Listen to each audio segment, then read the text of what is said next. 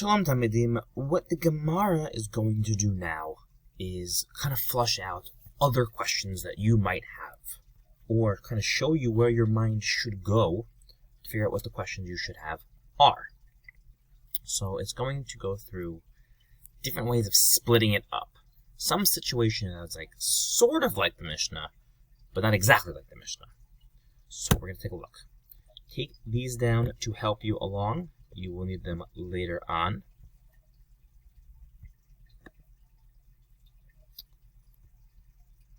And you have Shilem, again, is pay. You should remember that at this point. Sha'al is the past tense word of sho'el, to borrow. He acted, or she borrowed. Mechtza is half. Mechtza, like chatzi. Parot, again, is cows. And mai is the Aramaic word for ma, which means what is the din here.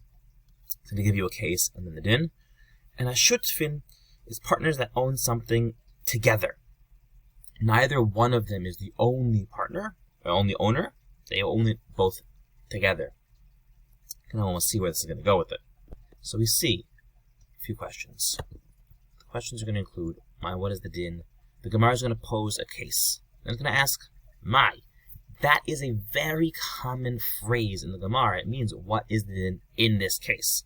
It means, in a situation, a mikra like this, story like this, what would be the halacha? Gemara suggests some similar cases to what we've discussed. And it's doing that for two real reasons. Number one is to figure out what are the actual basic rules here, what are the rules we could apply elsewhere, and try to understand the rules of the Mishnah a little bit better. And then again, how to apply these to a similar case that might happen. They're not the only examples, but they're going to be examples that cover all the details and the possibilities that we're looking for. So let's take a look at what we have here. Now, what you'll notice when you look at a Gemara is there's no punctuation, or minimal punctuation. At first, you're learning Gemara, you'll have a little bit more of it, but overall you don't have. And one of the things we need to do is to break up the Gemara. So, using the copy and paste, I'm going to try right now. Try to figure out, where do the punctuation marks go? There are 6 cases, and remember the word mai is a question. So, you can use a comma or a period for each mikra, but try to break up the mikraim to see if you can do it, and you'll check yourself again later. So again, that word mai means what would the din be. If you haven't taken this down also, you should take it down. Really important to have here. So we're going to take a look at the first mikra now. And that is Shilem Mechtza mai. What happens if, ignoring the Rotzei L'Shilem and Hareini Mishalem, those situations, let's say he literally paid, but half. So the guy owes shomer. Let's go simple with shomer chinam. He doesn't want to swear, and he pays. He said, "I'm going to pay," and he pays half of it. Now, he doesn't even necessarily say he's going to pay the rest of it. He's kind of like, I can make a shavua anyway. I already paid half of it. I was like, kind of done. They find the ganav. They find the thief. There's kefil involved. What happens to the kefil? Do we say that since he paid half of it, he owns half of it and gets half the kefil? Do we say that since he paid some of it, it's like he gets all of it? He's already started paying. Do we say that we get paid half of it, but it's not the whole thing, so therefore the original owner owns it? There's a lot of ways to look at that. What do you think we would say in this case? What do you think the din is going to be? Gemara is going to give another mikra. Sha'al shtei parot v'shilem achat mehen. Right? You borrowed 2 parot, shtei parot, v'shilem achat mehen. You paid for one of them. Mai. What's the halacha there? Again, let's think about how we can look at this. Well, you could say let's assume we found both of them.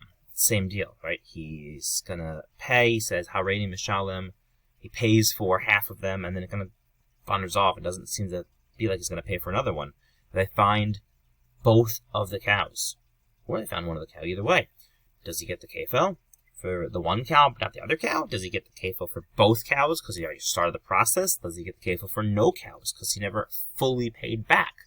What do you think the din should be there? My. Or shal min shutfin v'shilem lechad mehen. My. A little more complicated. We got two guys. They own the cow together. I borrowed it from them. I borrowed it from their company. Right? So I borrow the cow from the company. And I lost it. I'm showing it. I show them the whole thing. But I only paid one of them. Now, this means the whole money. Maybe this is half the money. But I only paid one of them. And let's say the other one doesn't share the money with his partner. Now, it sounds like that's a them problem, not a me problem. We'll see that's coming up later. But the reality is, did I pay the business back yet? Or did I not pay the business back yet? It's kind of on me also. Because I have a responsibility to give the entity, give the company that I borrowed from the money. Well, I didn't do that yet. So, does it count or not? So I borrowed from Shutfin. I borrowed from partners, but I only paid one of the partners. Does that count? Do we say that they're partners, so it's really on them to split the money up? Or do we say that, no, it's my responsibility to pay back everybody that I owe money to? Mine. What's the halacha here? What do you think? Next mikra is going to be Shutfin, the partners that borrow, Shesha'alu, V'shilem echad mehem. My.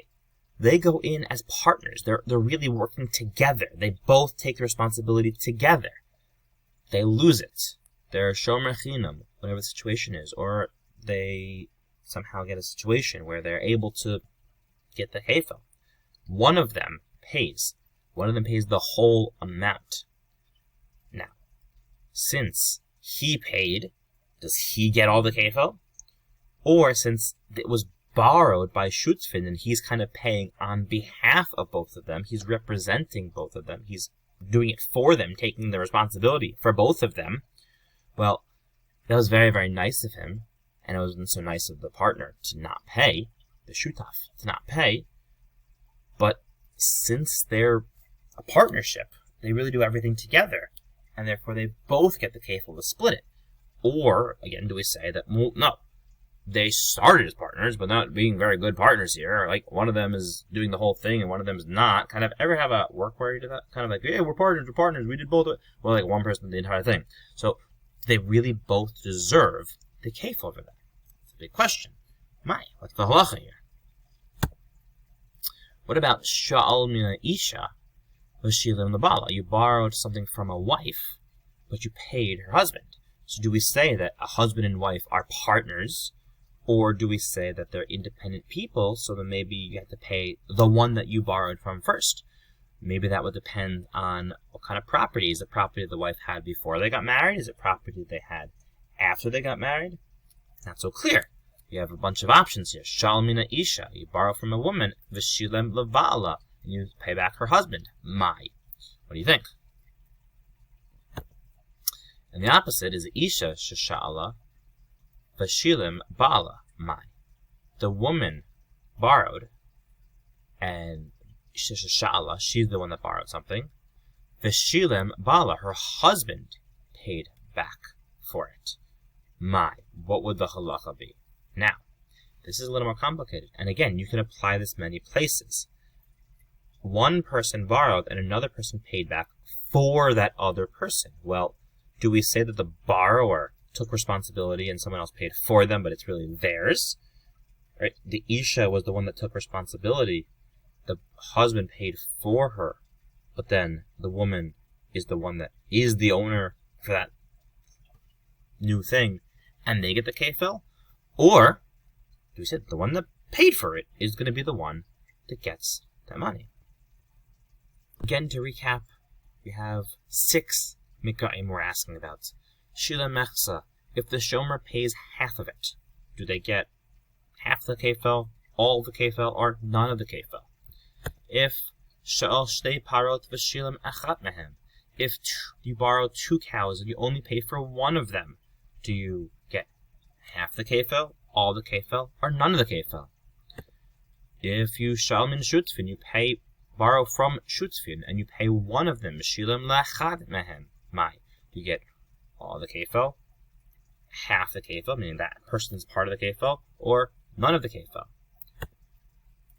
Shutfin shesha'alu v'shilem lechad mehem, you have partners that borrow, and one of them pays. Does he get all the kefel? Does he get half the kefel? I mean, he wouldn't get none of the kefel because it's at least half here. But it's, again, a similar, not as simple case. Sha'al mina isha v'shilem bala, right? He borrows from a woman and he pays her husband. Does he still get it, or do we consider him to not have really paid yet?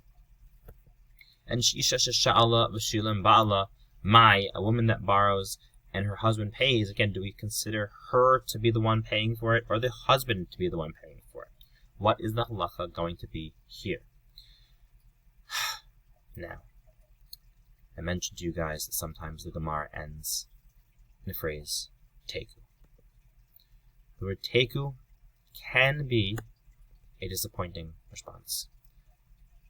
It can also be a response that really lets us go through the Gemara for the right reasons, called lishma, and learn patience, and knowing that not everything has an answer, or leave it up to us to really think through further, either in the Gemara or the Rishonim will do it. It means Tishbi, Yitaret, Kushiot, Uvayot.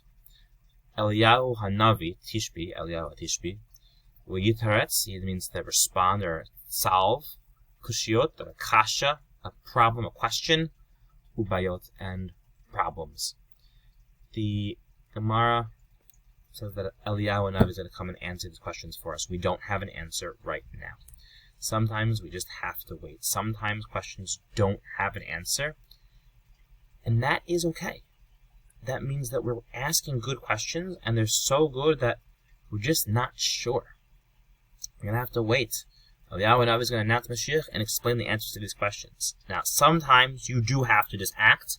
The Rambam, Maimonides, and the Shulchan Aruch, Rav Yosef Karo, who wrote another book on halacha, do sometimes bring halachas for a teku because you have to do something.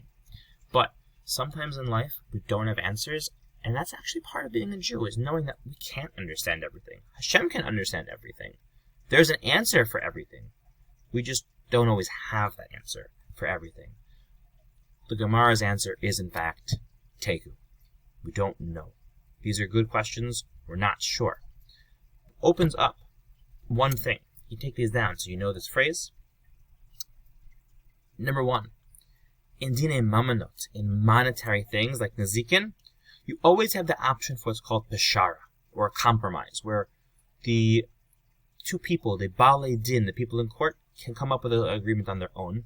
And number 2 is that just because we don't have an answer doesn't mean it was not important learning going on and teaching us how to think critically and how to really understand and analyze. So we don't have an answer this second, but we did a really good job of analyzing and learning how to learn this. Now, let's try this again. You have the same thing. Can you punctuate it now? Can you translate it now? See how you can do? Take a look at the review. You can do that with partners. And see you guys later.